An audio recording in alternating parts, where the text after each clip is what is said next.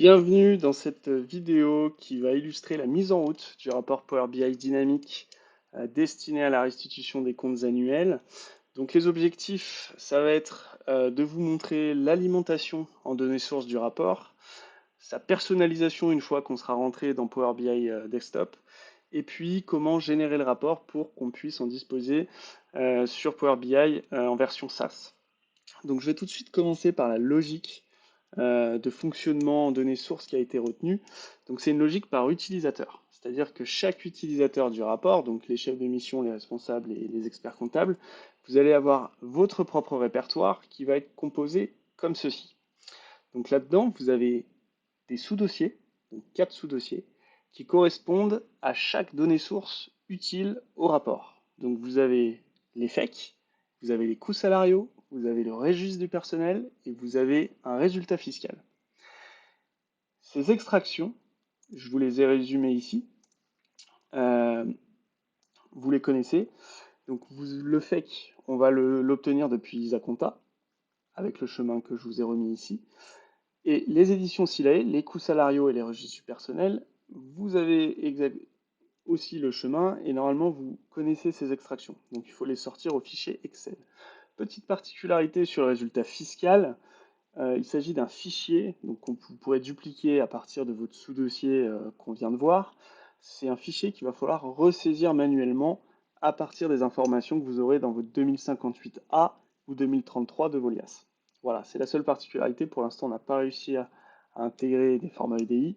Donc pour l'instant, c'est la solution qui est retenue. Je ferai une petite vidéo pour vous présenter comment alimenter ce fichier, mais c'est très simple, vous le verrez. La logique pour les données sources, c'est que chaque sous-dossier va compiler des données, quel que soit le dossier, quel que soit l'exercice. C'est-à-dire qu'on ne se pose pas la question si de dates différentes ou si on ne parle pas du même dossier. Là, je vous ai présenté, je vous ai mis un fichier fake test, donc je vais le prendre et je vais le faire glisser ici. La seule exigence que le rapport implique, c'est de renommer ce fichier au format numéro de dossier,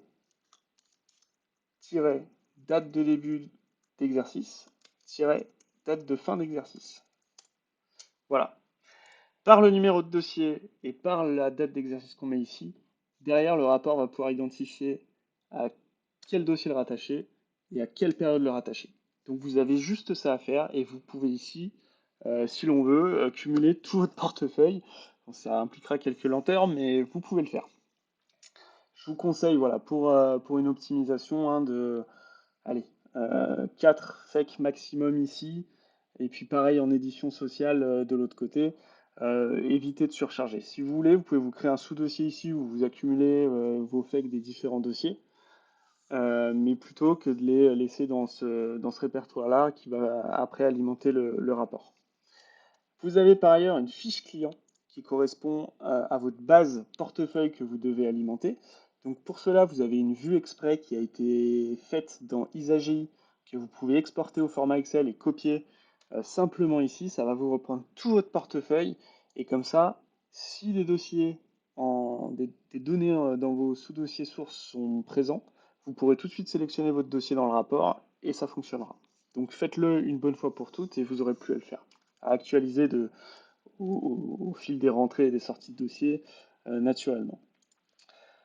Pour finir, vous allez avoir votre support des comptes annuels, donc au format Power BI, que vous allez pouvoir lancer en double-cliquant. Vous allez avoir ici votre rapport qui s'ouvre. Donc ça, on retourne à l'état que je vous avais présenté dans la vidéo numéro 1. Donc on est sous Power BI Desktop, qui est vraiment votre bureau de création et de paramétrage de votre rapport. Donc on retrouve l'ensemble de nos pages, et donc on se retrouve vraiment là dans la phase où il va falloir déjà actualiser vos données. Donc si vous avez vraiment modifié toutes vos données dans vos sous-répertoires, il va falloir les actualiser. Donc si vous cliquez ici, vous allez avoir entre 30 et 45 secondes de chargement. Si vous avez un problème d'actualisation, c'est que soit votre donnée source est erronée, vous êtes trompé, vous avez pris, je ne sais pas, le personnel présent au lieu du registre de personnel, ou alors vous êtes trompé dans le format de renommage. Donc avant voilà, de paniquer, euh, vérifiez ces deux axes et ça va résoudre, je pense, 99% des problèmes. Si jamais vous avez un autre souci, n'hésitez pas à me contacter. Mais voilà, pensez bien que format et format de renommage peuvent être vos sources de problèmes. Donc une fois qu'on a actualisé, on va avoir des actions de personnalisation à faire. Les actions de personnalisation, elles vont viser à sélectionner les onglets qui vont être pertinents pour votre présentation. Donc forcément, le rapport ici, il a 50 pages. Les 50 pages vont rarement être utilisées ou utilisables pour l'ensemble de vos dossiers.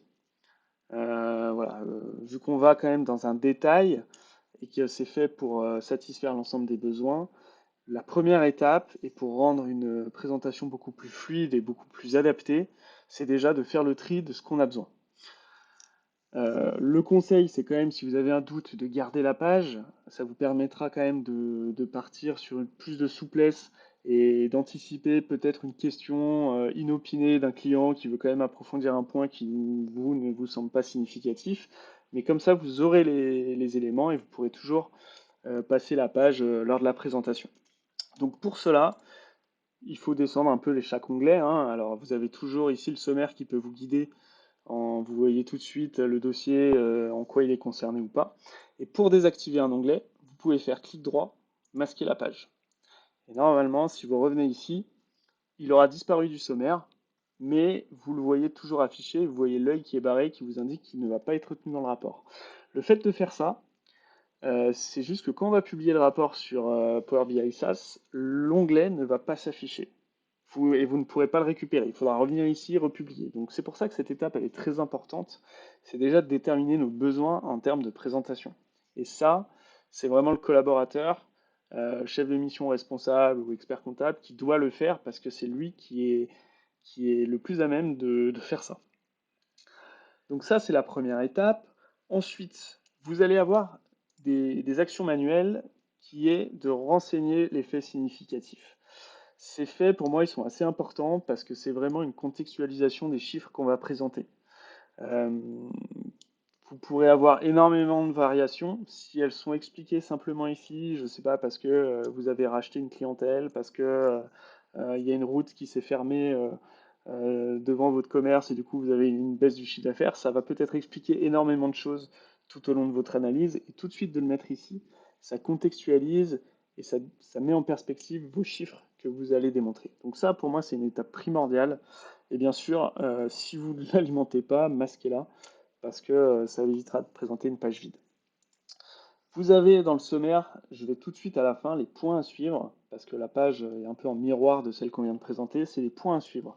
C'est la page de conclusion, c'est après vos analyses, après la présentation, c'est les points que vous semblez pertinent de suivre l'évolution.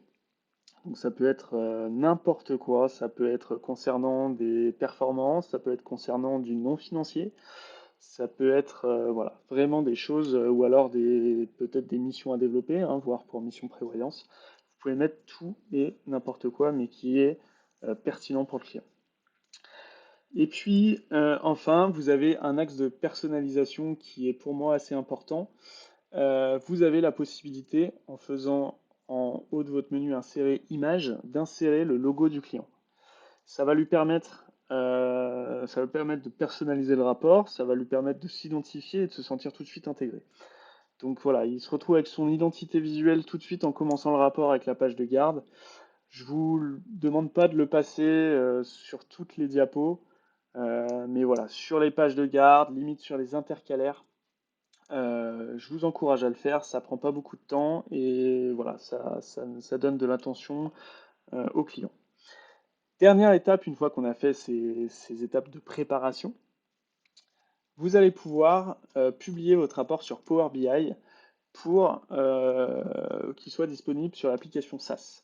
Donc pour cela, vous faites Fichier, Publier, Publier sur Power BI. Et là, on va faire, alors vous pouvez faire enregistrer votre fichier.